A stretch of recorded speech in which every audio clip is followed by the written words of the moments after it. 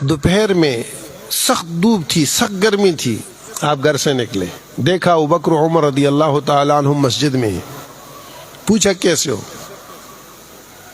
تو حضرت عمر رضی اللہ تعالیٰ عنہ کہنے لگے کہ میں آیا تو یہ مسجد میں تھے، میں نے ان سے پوچھا تو انہوں نے کہا کہ میں بھوک کی وجہ سے آیا ہوں۔ پھر انہوں نے مجھ سے پوچھا، میں نے کہا مجھے بھی بھوک نکال کے لائیے، سخت بھوک ہے۔ تو حضور صلی اللہ علیہ وسلم نے فرمایا کہ اس ذات کی قسم جس کے قبضے میں میری جان ہے، مجھے بھی اسی چیز نے نکالا جس کو تم دونوں نے نکالا، یعنی جس چیز کی وجہ سے تم نکلے وہ بھوک، مجھے بھی بھوک ہے، میں بھوک کی وجہ سے آؤں۔ تو آؤ چلتے ہیں۔ ان دو کو لے کر آپ صلی اللہ علیہ وسلم ابو ایوب انصاری رضی اللہ تعالیٰ عنہ کے مکان پہ تشریف لے گئے اور آواز دی تو اندر سے ان کی اہلیہ نے بلا لیا کہ آپ تشریف لائے۔ آپ نے پوچھا ابو ایوب کہا کہ باغ میں گئے، آتے ہیں۔ آپ تشریف لے گئے، بیٹھے، اتنے میں ابو ایوب انصاری رضی اللہ عنہ تشریف لائے، دیکھا بڑے خوش ہوئے۔ تو حضور صلی اللہ علیہ وسلم نے فرمایا کہ بھائی کچھ کھانے کا انتظام کرو۔ وہ گئے جلدی سے کھجور کا خوشہ توڑ لائے، کچی پکی کھجوریں وہ سامنے رکھیں اور جلدی سے بکری کا ایک بچہ ذبح کیا۔ جب تک وہ تیار ہوتا یہ کھجوری وغیرہ کھاتے رہے، کھجور تیار ہو گئے، وہ کھانا تیار ہوا۔ جب کھانا سامنے آیا تو حضور صلی اللہ علیہ وسلم نے گوشت کا ایک ٹکڑا وہ روٹی کے اوپر رکھ کر ابو ایوب انصاری رضی اللہ عنہ سے کہا کہ یہ فاطمہ کو دے آؤ، وہ بھی کئی دن سے بھوکی ہے، اس نے بھی کچھ نہیں کھایا، کئی دن سے بھوکی ہے۔ یہ حضور کہہ رہے ہیں کئی دن سے بھوکی، اس نے بھی کچھ نہیں کھایا۔ کھانا وغیرہ کھایا تو حضور صلی اللہ علیہ وسلم کی آنکھوں سے آنسو آ گئے اور آپ نے فرمایا لَتُسْأَلُنَّ يَوْمَئِذٍ عَنِ النَّعِيمِ، ان نعمتوں کا اللہ قیامت میں پوچھیں گے۔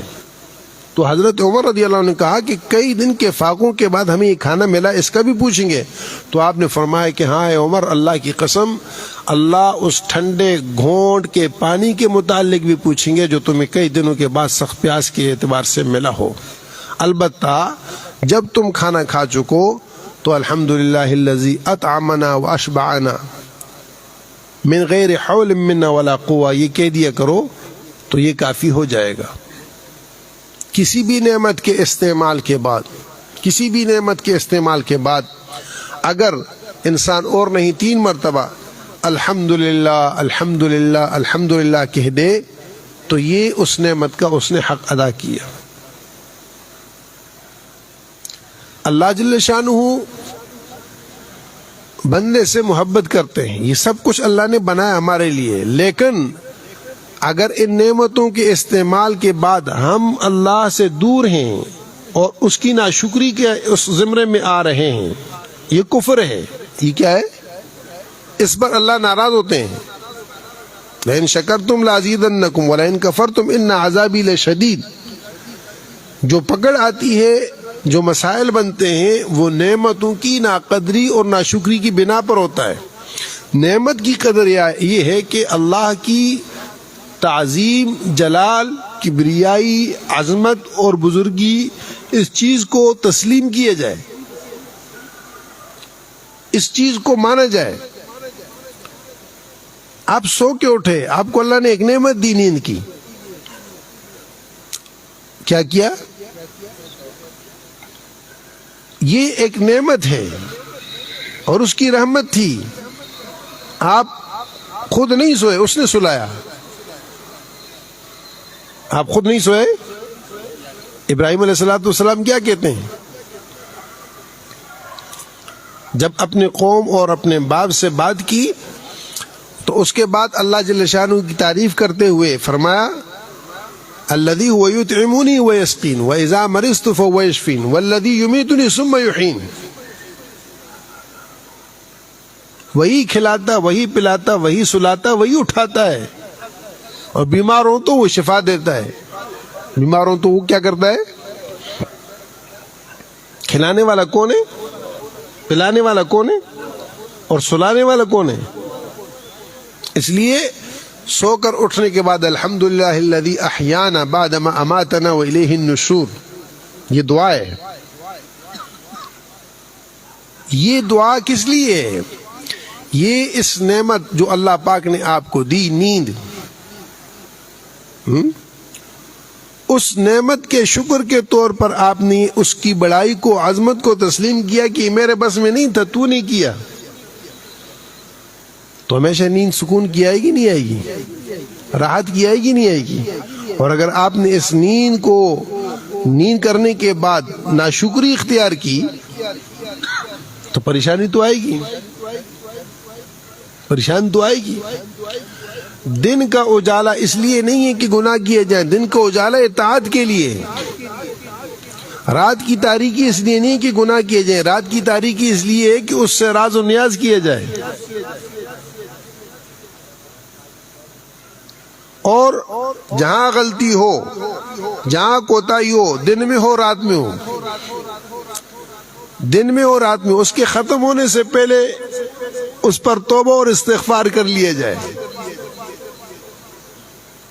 ابو ہریرہ رضی اللہ تعالیٰ فرماتے ہیں حضور صلی اللہ علیہ وسلم نے فرمایا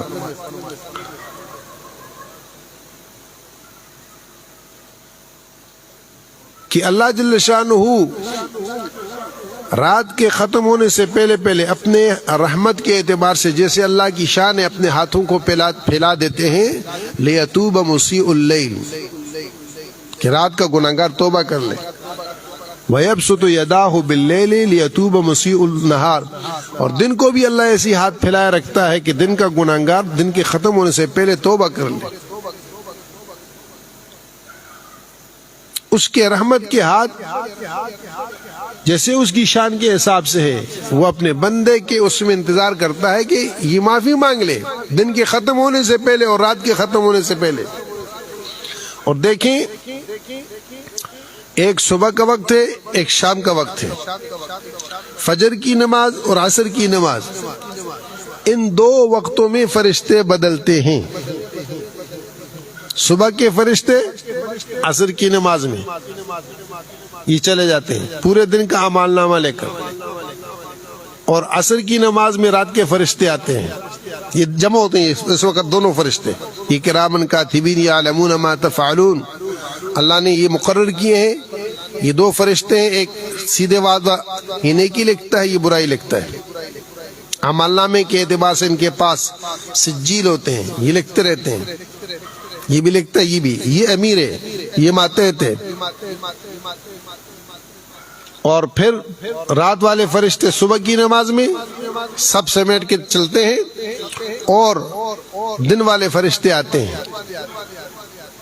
اب جس نے فجر کی نماز پڑھ لی جماعت سے اور عصر کی نماز پڑھ لی جماعت سے، آنے والے فرشتوں نے لکھی ہے کہ میں نے نماز میں پایا، جانے والا یہ فرشتہ لکھتا ہے میں نے نماز میں پایا. عصر میں اور فجر میں یہ فرشتے جمع ہوتے ہیں، وہ آنے والا بھی لکھتا ہے کہ میں آیا تو یہ نماز میں تھا، جانے والا بھی لکھتا ہے کہ میں اس سے آ رہا تھا اور یہ نماز میں تھا. سعادت کی بات ہے کہ نہیں ہے؟ کسی آدمی کے لیے اس سے بڑی کیا خوش بختی ہے کہ اس کے اعمال نامے میں یہ لکھا جا رہا ہو، ایک ہی وقت میں دو فرشتے لکھ رہے ہوں، جانے والا بھی لکھ رہا، آنے والا بھی لکھ رہا ہے. اچھا دن بھر میں اور رات بھر میں، دن کو بھی اور رات کو بھی انسان نیکی کرتا ہے تو یہ لکھتا چلا جاتا ہے، جیسے جیسے نیکی کرتا ہے یہ لکھتا چلا جاتا ہے. اور اگر گناہ سرزد ہوتا ہے، غلطی ہوتی ہے، تو یہ پوچھتا ہے اس سے کہ لکھوں، یہ امیر ہے، اس سے یہ پوچھتا ہے کہ لکھوں، تو کہتے ہیں صبر کرو ابھی نہیں لکھو، ہو سکتا ہے توبہ کر لے. پھر پوچھتا ہے کہ لکھوں، تو یہ کہتے ہیں نہیں لکھو، ہو سکتا ہے توبہ کر لے. یوں دن پورا گزرتا ہے اور یہ مسلسل پوچھتا ہے، کہتے ہیں ابھی نہیں لکھو، ابھی نہیں لکھو. اگر توبہ کر لیا تو لکھتا ہی نہیں ہے، اگر توبہ کر لیتا ہے تو یہ لکھتا ہی نہیں ہے. یہاں تک کہ جب آخری وقت ہوتا ہے تو پھر یہ سے کہتا ہے کہ بڑا بدبخت ہے، اس کو اپنا اللہ کا خیال نہیں آیا اور اس نے توبہ نہیں کی، اب لکھ لو. اس کے بعد یہ لکھتا ہے، اس کے بعد لکھتا ہے. اس لیے یہ دونوں چیزوں کو ملائیں. تو جیسے حضور پاک صلی اللہ علیہ وسلم نے فرمایا کہ اللہ جل شانہ اپنی شان اپنے رحمت کے حساب سے اپنے ہاتھ پھیلاتا ہے کہ میرا دن کا گناہگار بندہ دن کے ختم ہونے سے پہلے توبہ کر لے اور میں اس کی توبہ کو قبول کر لوں، اور رات کا گناہگار رات کے ختم ہونے سے پہلے پہلے توبہ کر لے، میں اس کی توبہ کو قبول کروں گا۔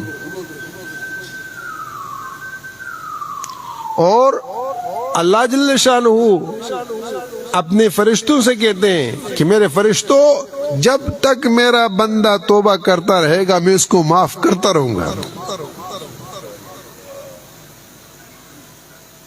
یہ چھوٹے موٹے جو چیزیں ہوتی ہیں نا، یہ تو کھاتے بھی نہیں ہیں، یہ تو آپ کے وضو سے دھل گئیں، آپ کے نماز کے سجدے سے گل گئیں، آپ کی کسی نیکی سے دھل گئیں۔ جب آپ سے کوئی چھوٹی موٹی غلطی ہو گئی، ہلکی پھلکی جو ہو جاتی ہے انسان سے خطا، یہ تو جو اس کے بعد نیکی ہوتی ہے اس کو با لیتی ہے، اس کو ختم کر دیتی ہے۔ جو بڑے گناہ ہیں ان گناہوں کے اعتبار سے یہ ہے کہ اگر آپ اللہ پاک سے یہ کہہ دیں کہ اللہ میں نے توبہ کی، اے اللہ مجھے معاف کر دیں، مجھ سے غلطی ہو گئی، ندامت کا اظہار کیا، وہ بھی معاف ہے۔ اور دل میں اس کا خیال آنا کہ گناہ کو گناہ سمجھا اور اس پر اس کو پیشمانی ہوئی، اللہ کی رحمت ہے، یعنی اللہ آپ کو چاہتا ہے۔ آپ کو نماز کی توفیق ہوئی تو مطلب یہ ہے کہ اللہ کو آپ سے محبت ہے، چاہتا ہے، آپ کا تعلق ہے۔ جب تک کہ آپ کے دل میں یہ چیز پیدا ہو رہی ہے تو اس کا مطلب یہ ہے کہ آپ کا ربط ابھی ٹوٹا نہیں ہے۔ ربط ٹوٹنے کا وقت کون سا ہے؟ جس وقت آپ کا دل بند ہو گیا اور نیکی کی طرف آپ نہیں آ رہے۔